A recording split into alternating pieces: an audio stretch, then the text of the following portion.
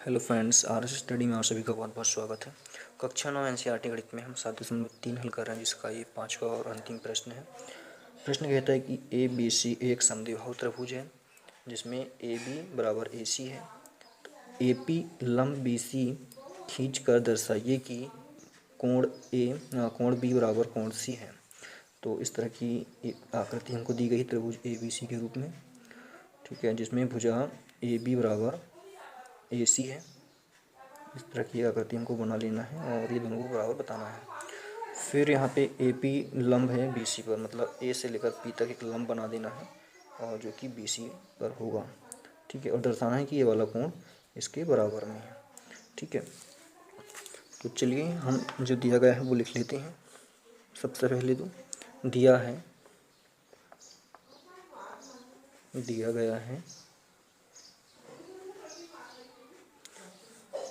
दिया गया है कि त्रिभुज ए बी सी एक समद्विबाहु त्रिभुज है। त्रिभुज ए बी सी एक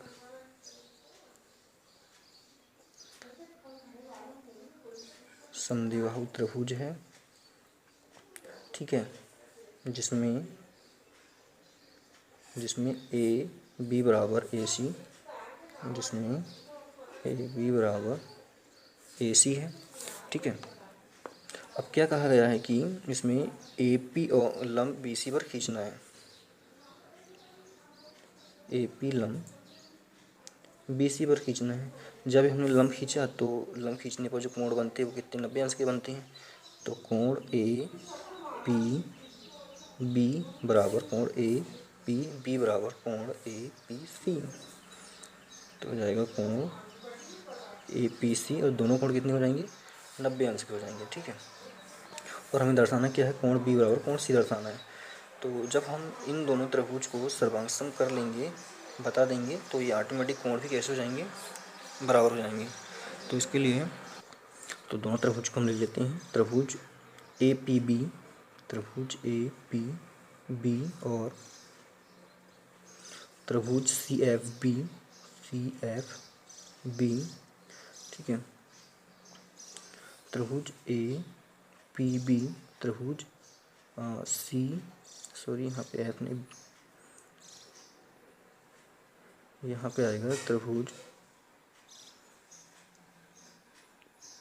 ए पी सी कर लेते हैं इसको, ए पी सी में, ठीक है। तो दो त्रिभुज हो गए यहाँ पे। तो इन दोनों त्रिभुजों में हमको दर्शाना क्या है, सर्वांग समता दर्शाना है, ठीक है। तो इस तरह से हमने यहाँ पे दोनों त्रिभुजों को ले लिया। तो सबसे पहले यहाँ पे हमने ए पी बी और ए पी सी को 90 अंश बताया था यहाँ पे, ठीक है। ये वाला 90 अंश हमने बताया था यहाँ पे। तो इसी को हम ले लेते हैं सबसे पहले। कोण ए पी बी बराबर कोण ए पी सी, ठीक है। और दोनों रहेंगे कितने, 90 अंश के। 90 अंश का कोण हमेशा समकोण होता है। तो यहाँ पे हम लिखेंगे दिया गया है, ठीक है। अभी समकोण दिया गया है। समकोण हमेशा कैसा होता है, राइट एंगल को हम आर से लिखते हैं। उसके बाद में हम कह सकते हैं कि और क्या सेम इस त्रिभुज में, तो ए पी बी ये वाला त्रिभुज और यहाँ से ये और यहाँ से ये वाला त्रिभुज, ठीक है। इन दोनों की उभयनिष्ठ रेखा है, ये वाली उभयनिष्ठ रेखा है। तो उभयनिष्ठ रेखा है, इसलिए हम यहाँ पे लिखेंगे कि सी बी बराबर बी सी, ठीक है। उभयनिष्ठ रेखा, ये उभयनिष्ठ रेखा हो गई हमारी। तो इसको हम क्या लिख सकते हैं, उभयनिष्ठ रेखा है हमारी है, तो ये होगी एस, ठीक है। अब उसके बाद में ये वाली जो रेखा हमको दिया गया है वो लिख लेते हैं कि ए बी बराबर